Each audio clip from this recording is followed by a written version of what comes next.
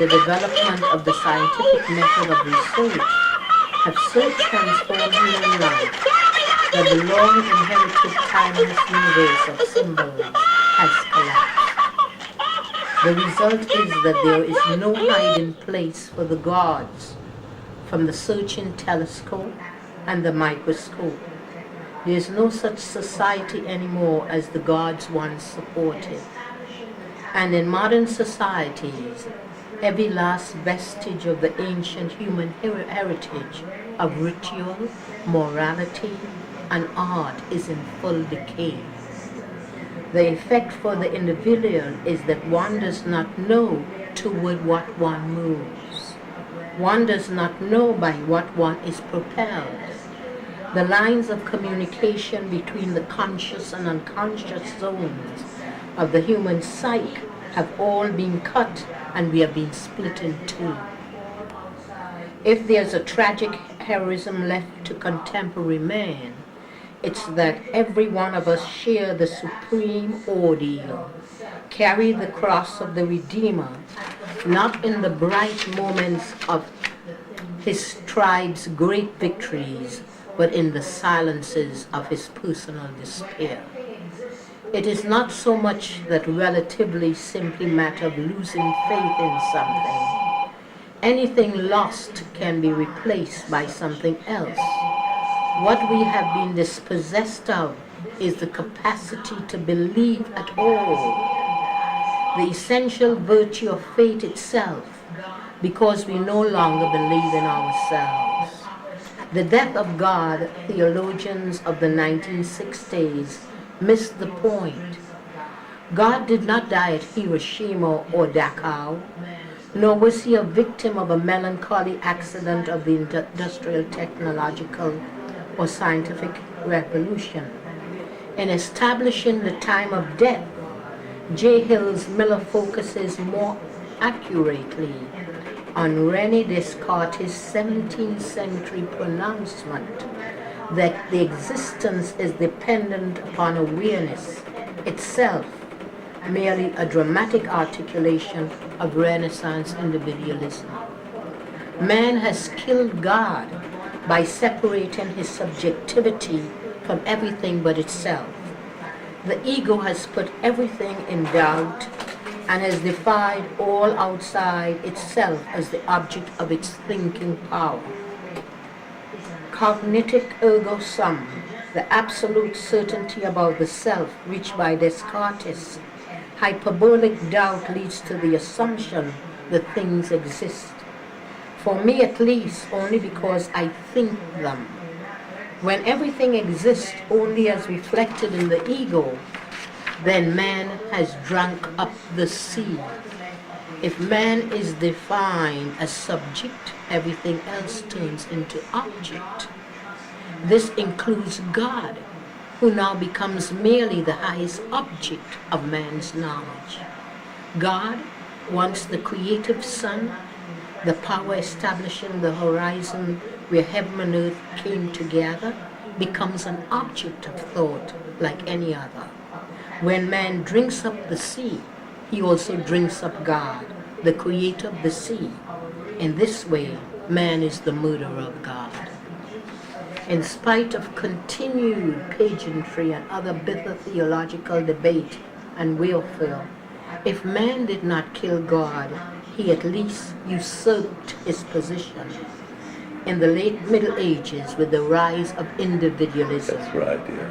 no matter how rationalized, faith is an admission of dependency, an acceptance of submission to a force or being not only more powerful and wiser than man, but one not subject to or explainable by any mere human faculty or agency. A God whose nature is definable, or whose actions are seen as needing to be explained, is an absurdity. To justify the ways of God to man, however piously intended, is itself an act of revolutionary arrogance. What has interested mankind since the Renaissance is man's designs upon the world. What has overawed us is the mystery and wonderment of the individual. We may place in God we trust in America upon our coins, but all of our wages have been placed on ourselves. It would be peculiar not to be impressed by man's stewardship of the earth and with the extension of human intelligence and order over the world of the past 500 years. In America, whatever the failures and errors, our reign in a homocentric world has produced a record of incredible achievement in medicine, education, urban life, agriculture, the technologies of work and pleasure, social justice. In spite of doubts, Americans have been cocky people, and with good reason. The diverse dreams have been achievable, and an extraordinary percentage have been achieved. Choices between logically incompatible material and ideal choices did not need made. We could have it all. We felt justified in believing ourselves lords and gods of the land. What post-World War II Americans have had to face is not the death of God, but the death of God we had believed ourselves to be. You understand what's happening in America? All that we had done as Americans, as post-Renaissance individualists, has been based on a confidence which may have been an arrogance and which we have come to suspect was an illusion, that humanity as a whole and we as individuals have the power to build a society, invent a culture, shape lives more just, beautiful and pleasurable than those of any other time. A basic natural goodness both as a race of men and as persons, so that for all of our mistakes and misunderstandings, essentially we could trust our instincts and the drives of our society to lead us upwards towards the good in the direction of love, understanding, compassion, the ability to know our world, to banish ignorance, mystery, and irrationality, and impose logic, order, understanding upon, and thereby establish control over the apparent confusion and anarchy of man. We, individually or collectively, have never really been as impressive as we have seemed to ourselves. Yet 500 years of surging growth in every field, all supported by the enormous wealth of a new world, allowed us the illusion of infinite expansion, continual expression, unlimited potential all at our disposal. The suspicions of the 19th century have become the dark certainties of the contemporary period. We have lost the only faith we have left in us after God died. Man was supposed to replace him, grew sick of himself. This resulted in a crisis of belief and disbelief, which made the 20th century spiritually empty. We might respond that all we experience in is a painful adolescence, a throwing off of illusions, Freudia, but that assessment undervalues the centrality, even the creative function of illusion in our life. We need to look more closely at what has happened in the 20th century to our sense of power, natural goodness, and ability to understand our world. Maybe we are too familiar with the evidence of how technology and technocracy have robbed us of our sense of personal worth.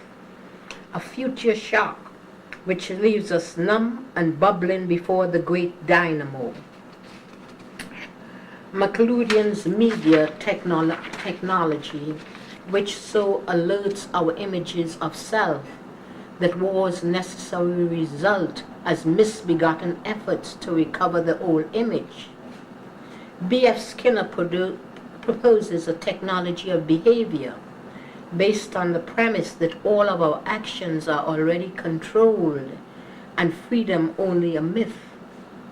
Harvey Cox optimistically places man in the secular society at the giant switchboard, ignoring the obvious, that for all of the excitement of the game, the nature of the no longer functioning switchboard is a more vital fact than any given operator who sits at it. The realist answer is that technology and the media, mobility, and even the technocracy which it spans all gives us the freedom, security, information, and lifestyle that we cherish and would be unwilling to surrender. That fact is so self-evident that Alvin Toffler proposes, quite logically, that the solution to the equally undeniable problems that technology has created is a quantum leap into more technology and a system approach to technology itself, a technology of technology.